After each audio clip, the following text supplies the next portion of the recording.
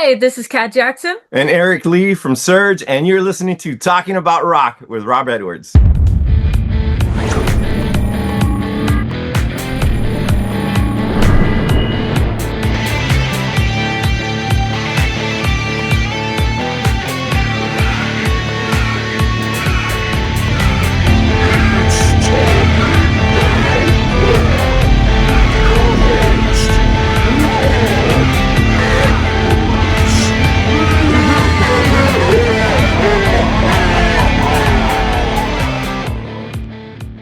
All right, today's guests are a dynamic four-piece hard rock and roll band from Texas.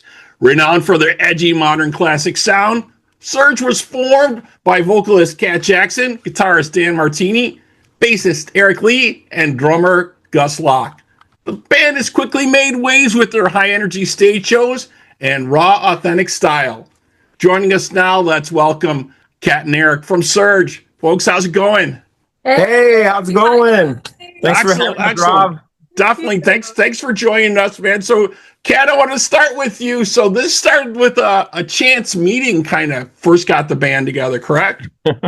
Pretty much. I came in trying to look for a band, and I saw them in the back because the receptionist led me to the back. Yeah, actually. Yeah. It's been a while. It's been a while. The band is back there. So, Eric, what do you think? Kat walks in, or she was actually listening to you guys, I think, a little bit, and then she walked in, right? Is me and Dan, we used to hang out, I moved we're from a small town, right? Uvalde, Texas. It's a really small town. And I met, Dan, and so we would just jam, in the studio on weekends, and studio does music lessons, and Kat came in wanting to post the old school flyer up in the front, and the receptionist told her, "Oh, there's these guys back there that come in every Saturday. You might want to go talk to them." Right?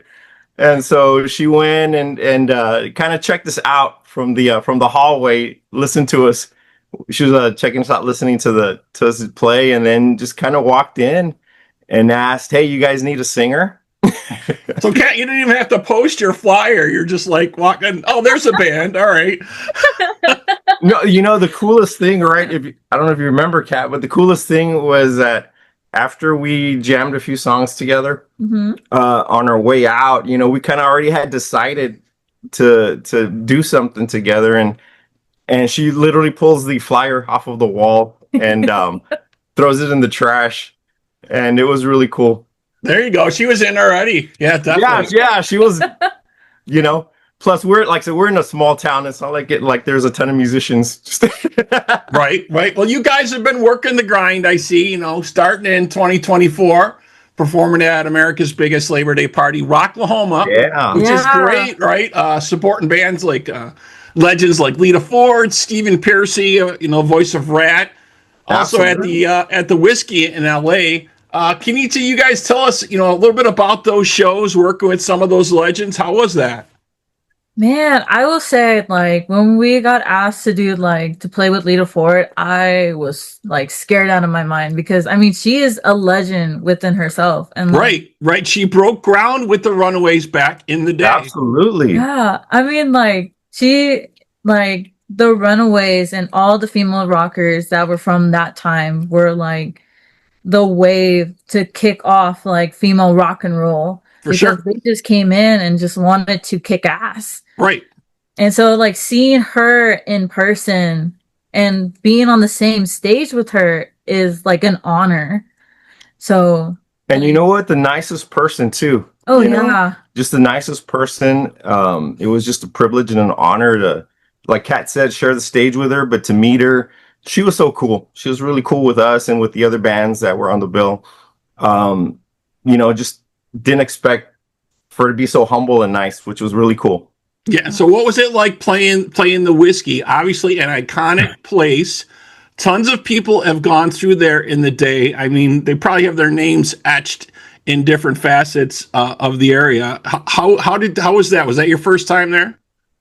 That was our second. That was our second time. Yeah, we actually were invited in early 23 by a band called Stonebreed, which is a local band in LA. Really great guys, you know, shout out to Carlos. And he's the one that kind of got us in the door at the Whisky.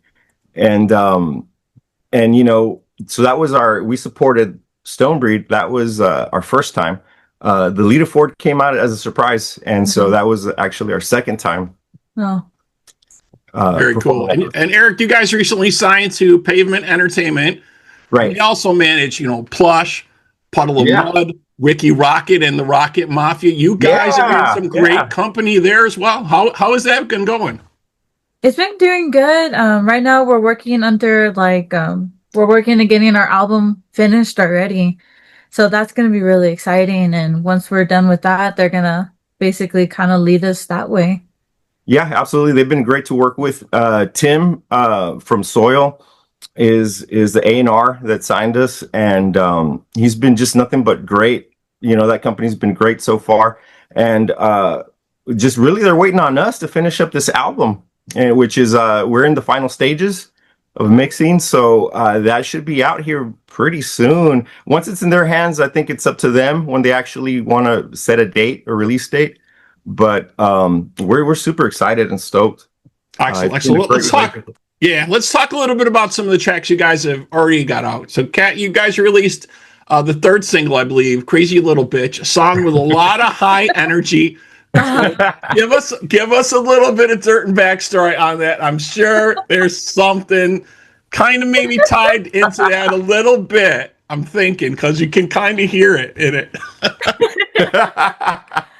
Well, I mean, like, I think just being like writing with this song, I had met people with different personalities, and there was just this one guy that was just like being really unique, and I was just like, you know what, you are very much of a crazy little bitch. So I basically involved that whole song around him.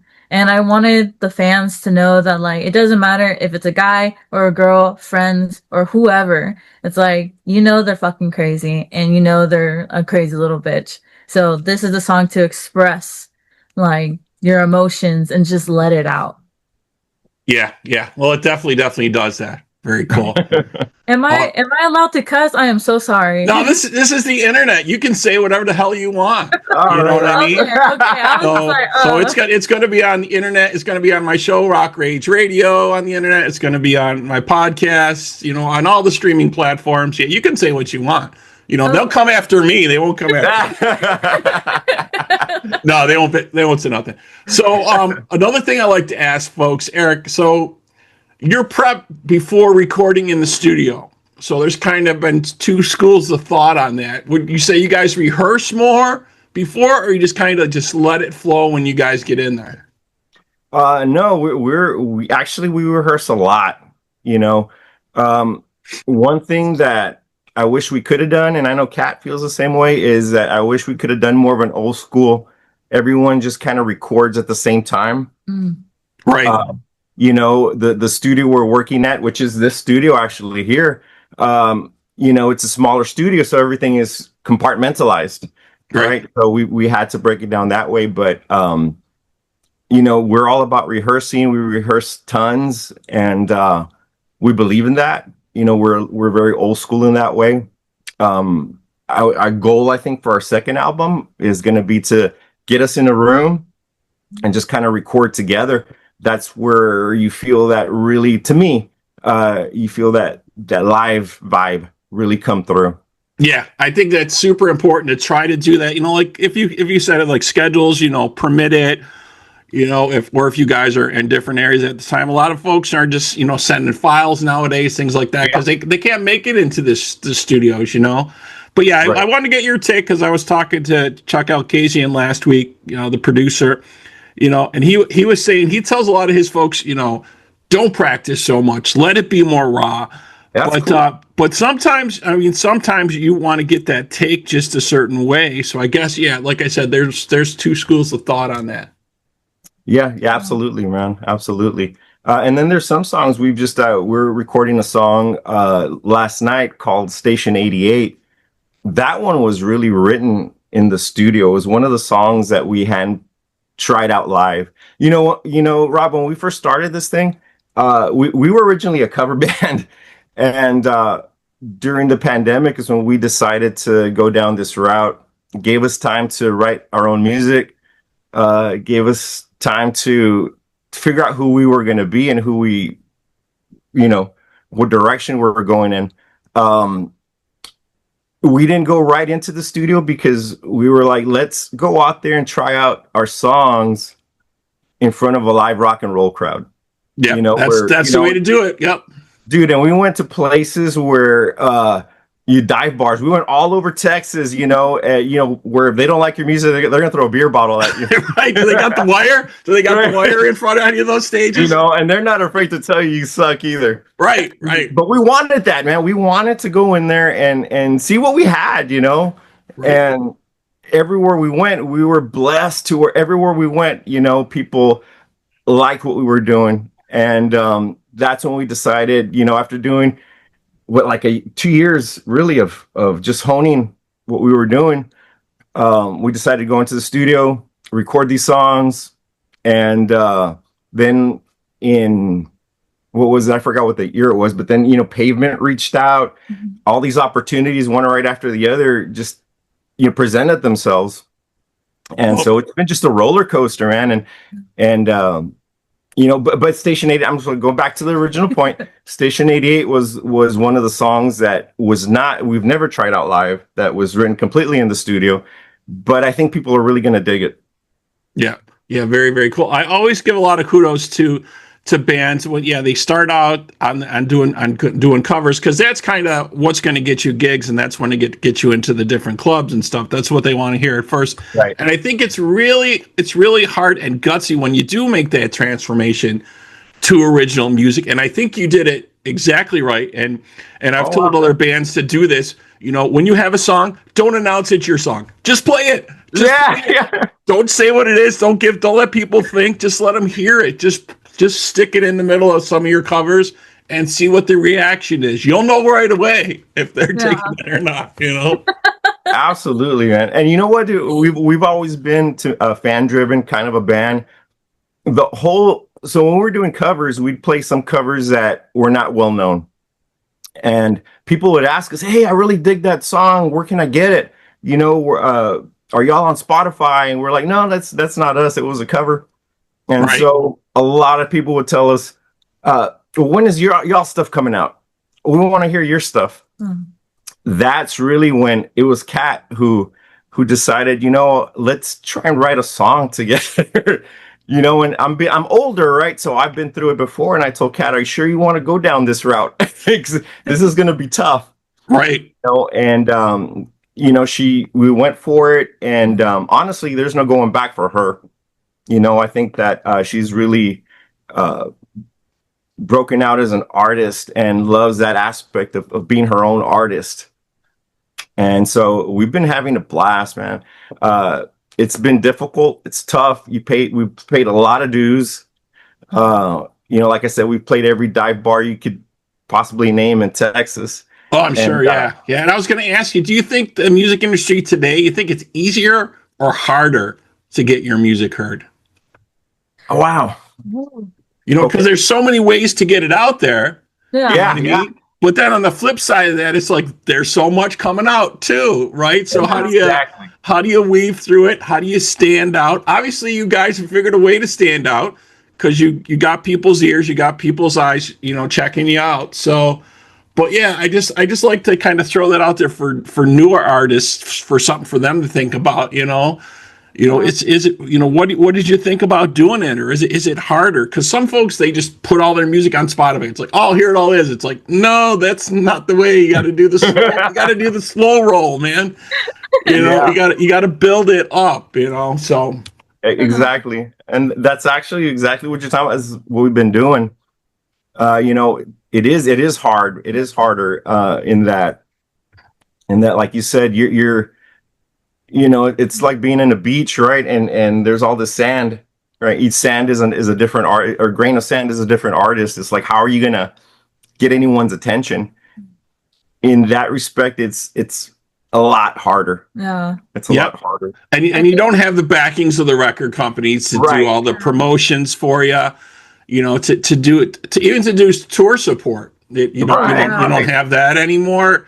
Yeah, you know, it's kind of almost up to the band. And if you have, you have a good good PR company like Pavement or somebody else to kind of help you out, get some of your press releases and PR out there. But yeah, I know it's really tough on bands. That's why I look around a lot at new music myself.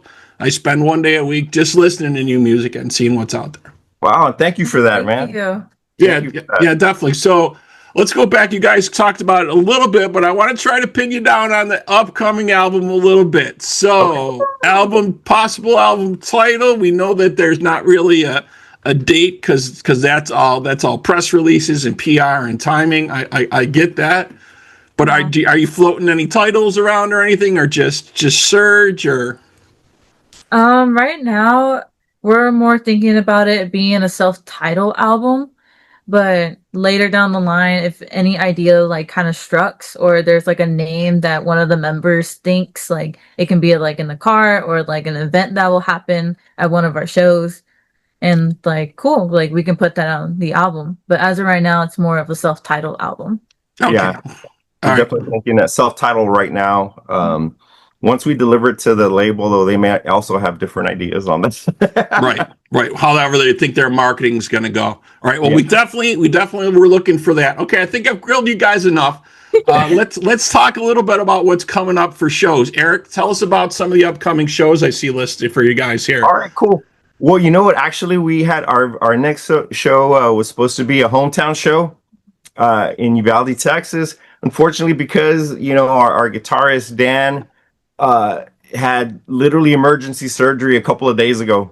Oh my gosh, is he all right? Is he doing okay? He's doing good. He's doing good. He's recovering. Like I say, should have been here, but we were like, hey, dude, chill. We got this. He can't really get out of bed right now. But anyway, he's doing good. He's just recovering, and we're gonna reschedule that show. We had another show in San Antonio at the end of this month that'll have to be rescheduled, but we just want our guitar player just to kind of like recover, because he told us ourselves that like he wants to be part of like the moving around and the energetic. Yeah, he's like, I don't want to just stand there. Yeah, well, I was hoping to speak with him, and I hope he's definitely on the mends if he hears this show. His guitar playing just has a lot of raw energy. And I'm really digging it. So yeah, best to Dan, man. I hope he comes back, because you guys got some other stuff lined up. Is this really, really interesting coming in June, right? You guys are heading to UK. Yeah. We're excited. We're super excited about heading overseas.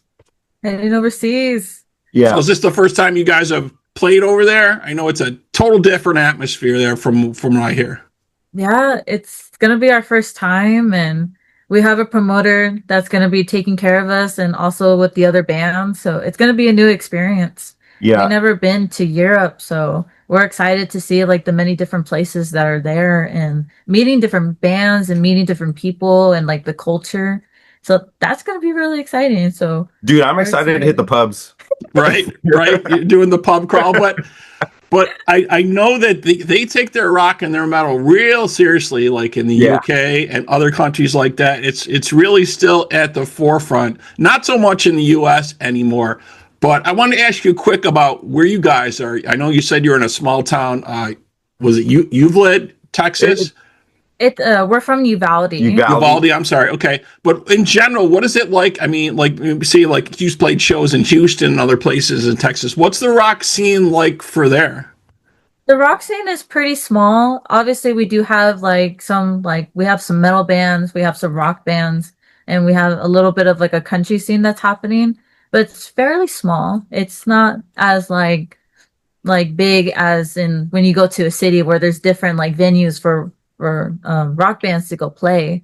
Right. Over here, it's like there's like little mom and pops. So just to put it in context, man, there's currently one bar here in the town that everyone plays if you have a band or bands passing through. And when I say we're in a small town, we have the population is about maybe 15,000. Okay. So it's a small town, about an hour and a half outside of San Antonio. And so it's surrounded by other small towns. So when we started this thing, there really wasn't a lot we could do here.